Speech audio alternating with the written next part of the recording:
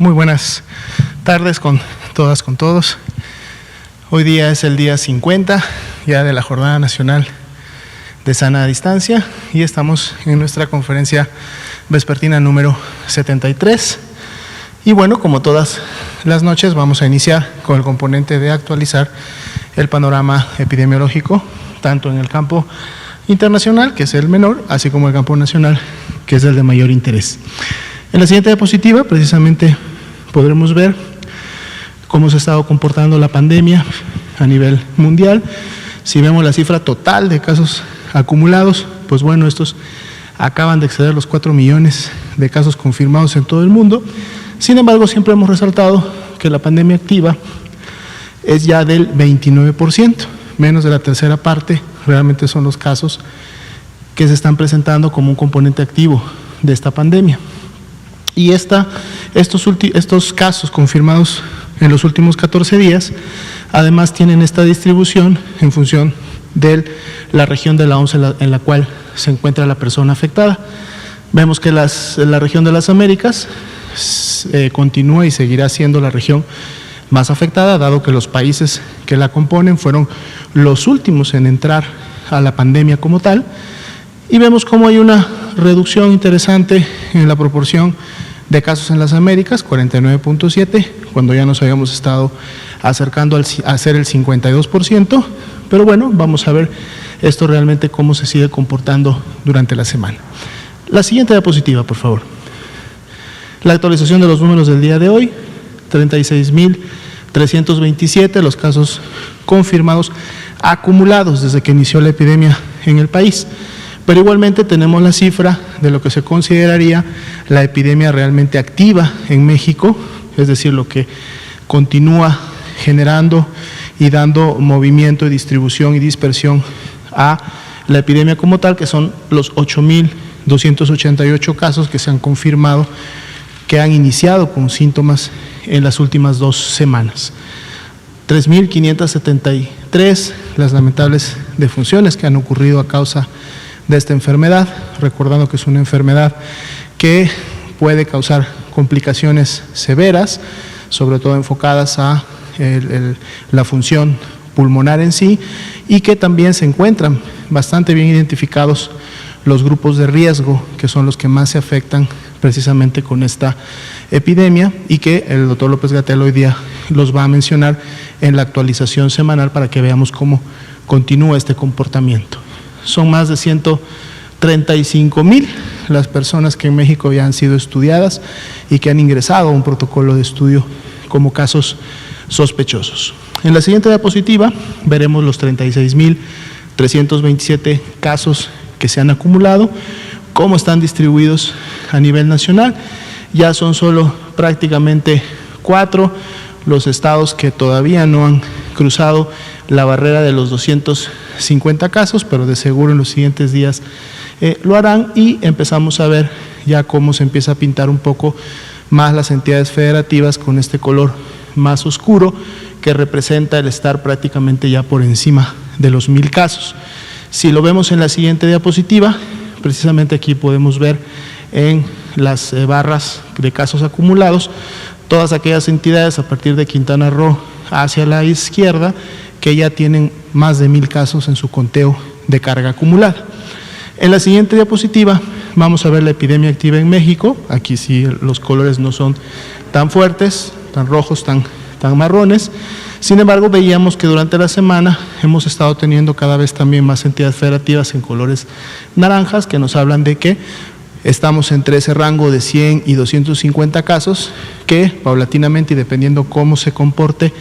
la transmisión en cada una de ellas, podría también ir generándonos mayor carga en las entidades. En la siguiente diapositiva es la distribución, también de manera descendente, para que ustedes puedan ver cuáles son las entidades con mayor cantidad de casos confirmados rápidamente, así como las que también tienen la menor cantidad de estos casos. En la siguiente diapositiva veremos ahora sí por tasa de incidencia acumulada por 100,000 habitantes, cómo están distribuidas en las entidades federativas,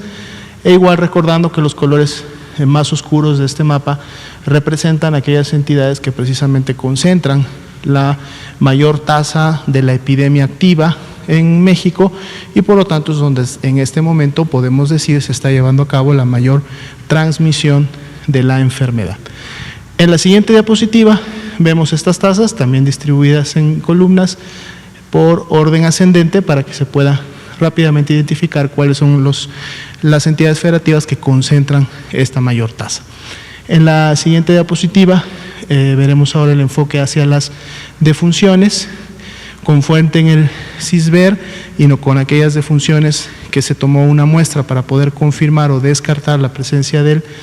virus. 3.573 son las defunciones que tuvieron un resultado positivo hasta el momento a SARS-CoV-2, están distribuidas por la fecha en la que ocurrió la defunción y como siempre podemos también ver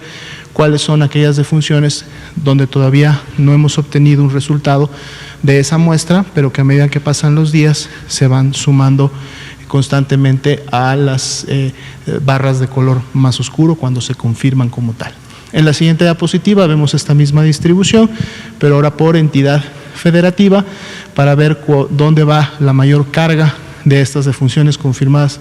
por laboratorio para cada una de las entidades federativas y dónde podemos esperar que estas a su vez se incrementen, que es donde están todavía los colores naranja claro. En la siguiente diapositiva veremos la curva epidémica de casos por fecha de inicio de síntomas, es decir, cuando iniciaron con la tos, con la fiebre, con la cefalea, con la presencia de mucosidades, malestar general, que son los signos, síntomas principales de la enfermedad, y continuamos viendo esa tendencia ascendente todavía que se manifiesta sobre todo en aquellos casos sospechosos que todavía están esperando un resultado de su muestra de laboratorio, pero la tendencia continúa todavía en esta franca ascendencia, ¿no? En la siguiente diapositiva veremos precisamente la carga acumulada de casos confirmados.